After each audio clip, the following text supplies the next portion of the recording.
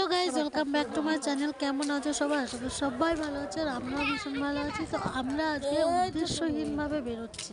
তো কোথায় যাব এখনো কোনো সিদ্ধান্ত হয়নি। আমরা বেরিয়ে পড়েছি, মানে কোথায় যাব কোথায় যাব, কোথাও একটা যাব, কিন্তু কোথায় যাব সেটা সিদ্ধান্ত নিতে পারছি না। রাস্তায় পর্যন্ত উঠে গেছি, এখনো ঠিক হয়নি যে কোথায় যাচ্ছি।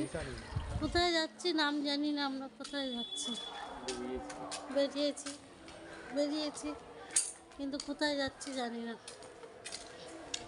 হাঁটতে হাঁটতে রাস্তায় এসেছি, এখন রাস্তায় এসে টোটো ধরেছি। টোটো ধরে স্টেশনে এসে এখন ভাবছি কোথায় যাব, কোথায় নামবো। বেলুড়ে নামবো না ব্যান্ডেল যাব, সেইটা ভাবতে ভাবতে এখন আমরা ট্রেনে উঠে দুষ্টুমি করছি মা মেয়ে দুজনে মিলে। আর ট্রেনে এই খাবারগুলো উঠলেই না আমার মেয়ের খেতে ইচ্ছে করে, এইগুলো খেতে চায়। তো আমরাও দিই, আর না করি না, কারণ না বললেই না কান্নাকাটি শুরু করে দেয়। তো সেই জন্য আর তারপরে এদিকে দেখো আমরা ট্রেন থেকে নেমে এসেছি। লাস্টে ঠিক করলাম, মানে ট্রেনে বসেই ঠিক করলাম চলো ব্যান্ডেল যাই। কারণ আমি বিয়ের আগে ব্যান্ডেল এসেছি, মানে ব্যান্ডেলে ওখানে আমার একটা দাদু বাড়ি আছে, ওখানে থেকে ব্যান্ডেল আমি 2-3 দিন গেছি। ওখানে যে কদিন ছিলাম সে কদিন গেছি, কিন্তু 25শে ডিসেম্বর আমার একদমই মানে ব্যান্ডেল কেমন হয় জানি, যে ঢুকতে দেয় না ব্যান্ডেলের ভেতরে, বন্ধ থাকে।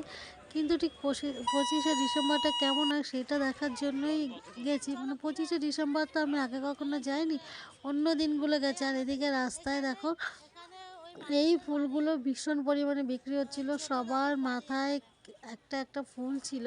তো এদিকে আমি আর আমার মেয়ে দুজনেই নিয়ে নিয়েছি।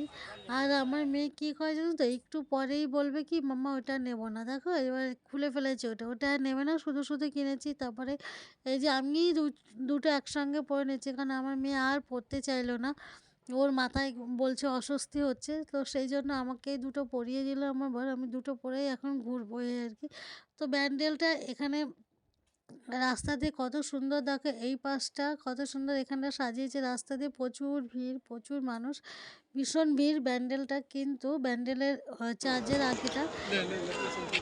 তো আমরা এখান থেকে কিছু খেলনা কিনে নিয়েছি, রাস্তা পাশে দোকান ছিল, তো এখানে দেখে মেয়ে একটা বাঁশি কিনে নিয়েছে, আর আমি এই ফুল দুটো দেখতেই পাচ্ছ যে কিনে মাথায় পরে নিয়েছি। আর এদিকে ব্যান্ডেলের মানে চার্চের দিকে আমরা হাঁটছি, আর এদিকে হাঁটতে হাঁটতেই না আমার মেয়ে দেখতে পেয়েছে ফুচকা গাড়ি, অনেকক্ষণ ধরে বায়না করছে, কিন্তু সে অনেকক্ষণ ধরে ওকে এড়িয়ে নিয়ে যাচ্ছি, খাওয়াবো না ভাবছি, কিন্তু আর কতক্ষণ, মানে এখন এমনও হচ্ছে ফুচকা না খাওয়ালে না রাস্তায় শুয়ে পড়ে, এমন অবস্থা।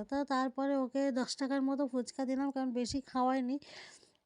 আর আমি ওদিকে রাস্তায় দেখতে পাচ্ছ ভালোই একটু ভিড় হয়েছে। এখনও আমরা ব্যান্ডেল চার্চের ওখানে যাইনি, এইটা ব্যান্ডেল চার্চের আগেই।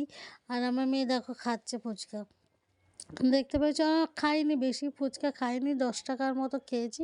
আর এদিকে দেখো রাস্তায় কেমন ভিড়, কতটা ভিড় মানে চার্চে এখানে।